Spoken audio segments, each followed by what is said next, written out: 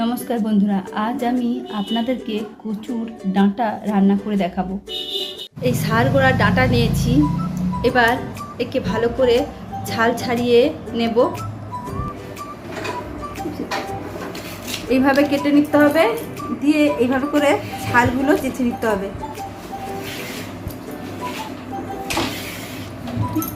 এইভাবে সব কেটে নিতে হবে। এইভাবে সব আমি ছাল চেঁচে নিয়েছি, দিয়ে এরকম সব কেটে নিতে হবে। এইভাবে সব কেটে ধুয়ে নিয়েছি। কড়াটা আগে থেকে বসিয়ে দিয়েছিলাম, জল গরম হয়ে গেছে। এবার আমি সব ষাঁড় গোড়া ডাঁটা দিয়ে দেব। এইভাবে সব ষাঁড় গোড়া ডাঁটাগুলো দিয়ে দেব। এক মুঠার মতো ছোলা দিয়ে দেব।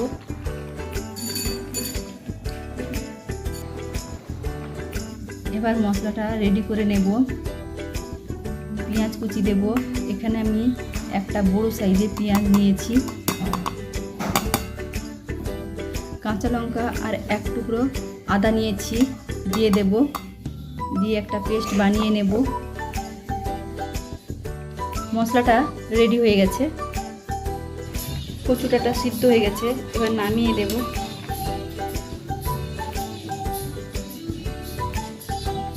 জলটা এভাবে ছিঁকে নামিয়ে নিয়েছি। এবার ঠান্ডা করে নিতে হবে।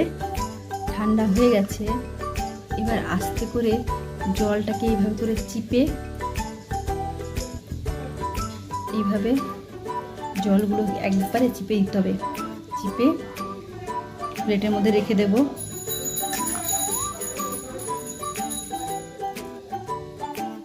এইভাবে সব জল চিপে নিয়েছি। কড়া আগে থেকে বসিয়ে দিয়েছি। এবার তেল দেব।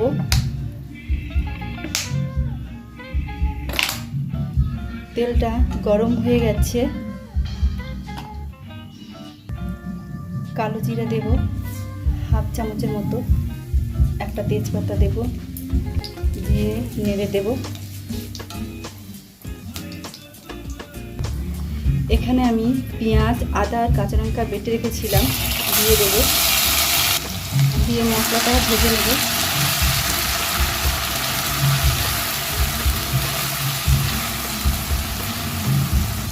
এক এক করে বাকি সব গুঁড়া মশলা দিয়ে দেব।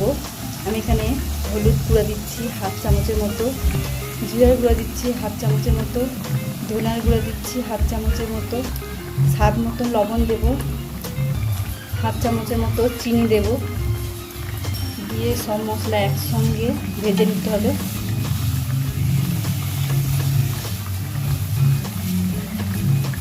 মশলাটা ও সাইড করে এই সাইডে অল্প একটু তেল দেব। চিংড়ি মাছগুলো দিয়ে দেব। এবার চিংড়ি মাছগুলো ও সাইডে ভেজে নিতে হবে।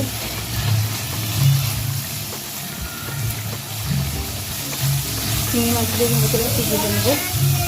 এভাবে মশলাটা আর চিংড়ি মাছ দুটোই একসঙ্গে ভেজে নেব। দিয়ে সব একসঙ্গে এভাবে মিশিয়ে ভেজে নিতে হবে। মশলাটা কষানো হয়ে গেছে। এবার সিদ্ধ করা কচু ডাঁটাগুলো দিয়ে দেবো। দিয়ে ভালো করে মিশিয়ে দিতে হবে।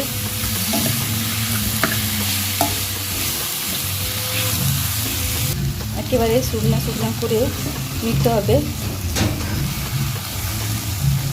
এইভাবে শুকনা শুকনা করে ভেজে নিয়েছি। আমার এখানে হয়ে গেছে। এবার নামিয়ে দেব।